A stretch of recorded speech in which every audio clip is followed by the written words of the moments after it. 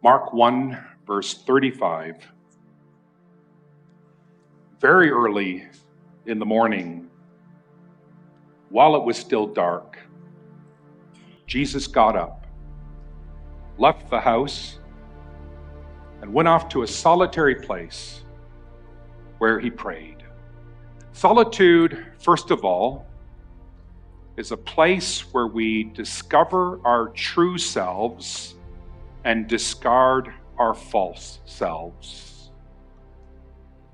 Because you need to ask the question periodically, who is the real me?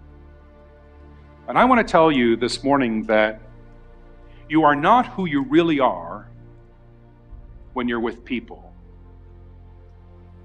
The real you is you when you are completely alone, and the real you is especially you when you're before the face of God. We live life with very little clarity about who we are. We don't spend enough time in that solitary place that may scare some of us. But that place of quiet, that place of silence, that place of alone, being with God, being with myself, that you and I desperately need. And I know that because Jesus needed it. And if Jesus needed something, you need it even more. It's going to be difficult, it's going to be hard, but just begin to try it. I know what you think, I'm way too busy, I can't squeeze this stuff in, but here's what you see. And I don't have time to go to the verse, but in Luke 5, verse 15, you would see this story where the crowds are literally clamoring around Jesus. They're getting bigger and bigger and bigger. His demand is growing. All of this is happening, and yet he's still in the middle of all that. All of that broke away to go to have some silence and solitude. Right? It doesn't matter how busy, because what we do typically is the busier we get, the very first thing that goes is our spiritual disciplines. We get busy, life, work, kids, whatever, get busy. The very first thing to go is our time with God, our reading of the scriptures, our prayer. All that stuff goes out the window when we get busy, but not for Jesus. It was the other way around. It was the anchor of his life. Jesus frequently felt the need to withdraw and be alone with God. In fact, Luke, in his gospel alone, he records Jesus withdrawing to a solitary place 9 times.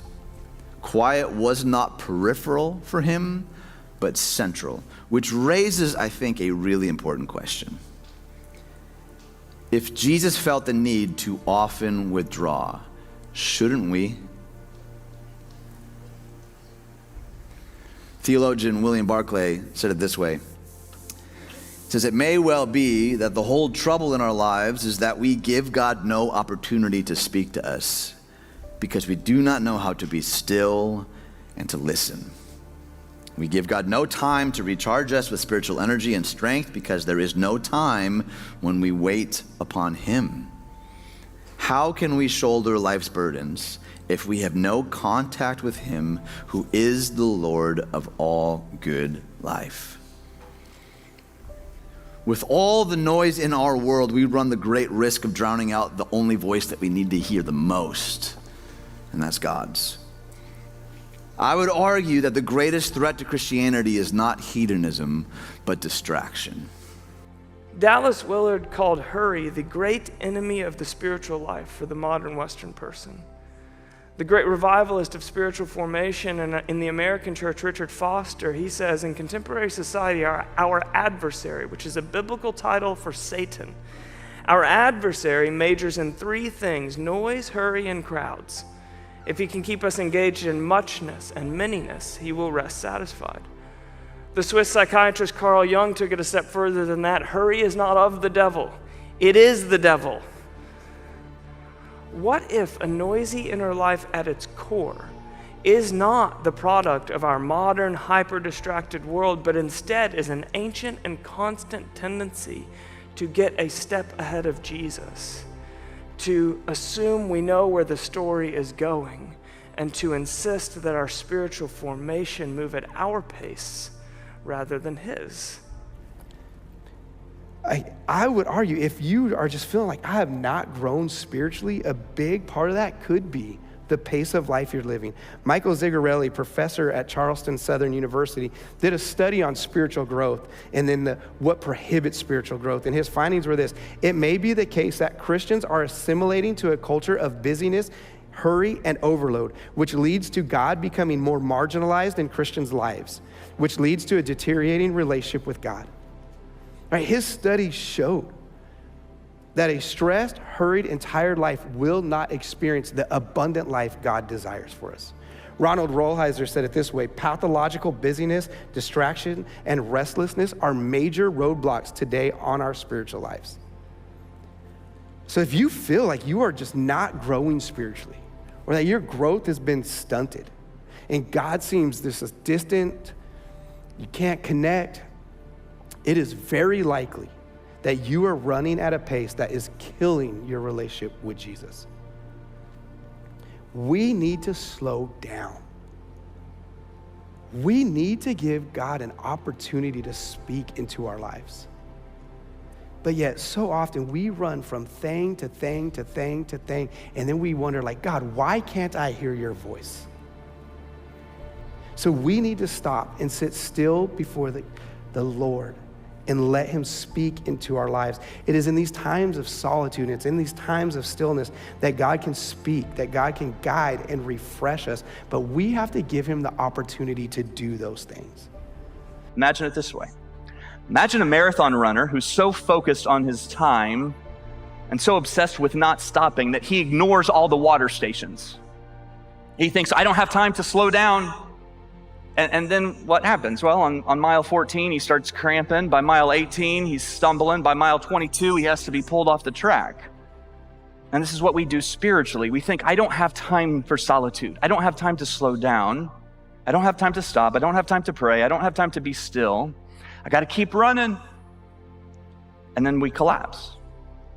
And so solitude is not wasting time. It's a water station. It keeps you in the race. And Jesus said yes to solitude. But what we see in the life and ministry of Jesus is that the busier and the more high profile he became, the more he slipped away to be alone with the Father. We tend to do the opposite, don't we? The busier we are, the more crammed our calendars are, the more in demand we are of other people, that kind of quiet, that kind of solitude, that kind of silence, at least in my life, is often the first thing to go. We remember who we are in Jesus. If we do not take time to be alone with God, other voices will get louder and louder. It is not easy, just to put it out there. It is not easy to practice silence and solitude because there will always be people with needs and demands. Always. But Henry Nouwen says it in a way that I think is so convicting, at least for me. He said, without solitude, it is virtually impossible to live a spiritual life. We do not take the spiritual life seriously if we do not set aside some time to be with God and listen to him. Solitude is the one time in your day when no one will be expecting anything from you. When you are in solitude with God, he does not make those kinds of demands on you. He simply delights in you, and he longs to be in your presence. Silence is a reversal of the whole possessing, controlling, grasping dynamic of trying to maintain control of our own existence. Silence is the inner act of letting go. When we use noise to drown out noise, we are dealing with the symptom and not the disease, not the root problem. The path of transformation is learning how to be with our pain, anger, and deepest fears, and let God be with us so that new life can emerge in and through us. Truth is, whenever our outer world is growing, that's when we need to spend even more attention to our soul and our relationship with God. But that's normally not the common practice, which is what led Dr. Henry Cloud to say, this is the human condition. We ignore our internal life, and as a result, we do not have the outside life that we desire. I love the way that John Ortberg puts it. He says this about our soul: if your soul is healthy, no external circumstance can destroy your life. If your soul is unhealthy, no external circumstance can redeem your life. I love the way Ruth Haley Barton puts it. She says, times of solitude and silence are not times for judging, meaning ourselves. They're not times for judging, they are times for noticing. Solitude is about staying in God's presence with the things that we're noticing about ourselves in the moment. And here's the reality: you may not like everything you notice about yourself in the moment.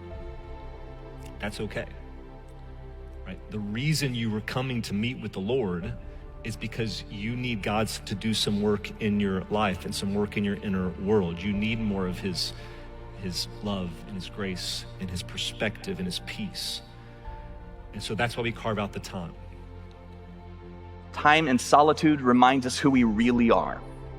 That we are not our successes and we are not our production or our accomplishments. Those don't determine our identity. Those aren't the most important things about us. Time in solitude reminds us that we are God's son, we're God's daughter, that he loves us. And it's not about who you impress or how much you accomplish. It's about the fact that you are his. And solitude reminds us of that. Start with 10 minutes. Work your way up. Show up consistently and ask God to meet you there.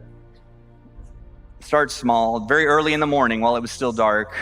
I think there's something powerful about early in the morning, but it doesn't have to be. Like, you can do it during your lunch break, or maybe after the kids go to bed, or maybe on your commute, on your way home from work. Just take 5 or 10 minutes and just say, God, will you meet me here?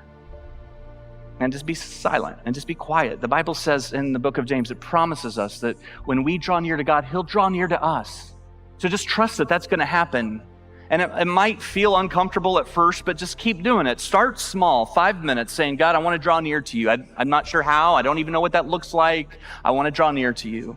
He will meet you there. This invitation to silence and solitude, it's not to add one more thing to your list. Instead, it's an invitation to step into the peace and the presence of God and to find your deepest rest and joy in him. And if you'll say yes to solitude, you'll experience what Jesus experienced. You'll have clarity about what you're supposed to do. And some of you are really looking for that right now. You'll have strength to face what's in front of you. Even when you feel overwhelmed and you're not sure how you're going to pull it off, solitude gives you strength to face what's in front of you. You'll have peace from the pressure of people all around you. You'll find confidence that you're living the life God's called you to. We say yes to solitude. We turn off the noise. We step away from the crowd. We find a solitary place and we meet with the Father.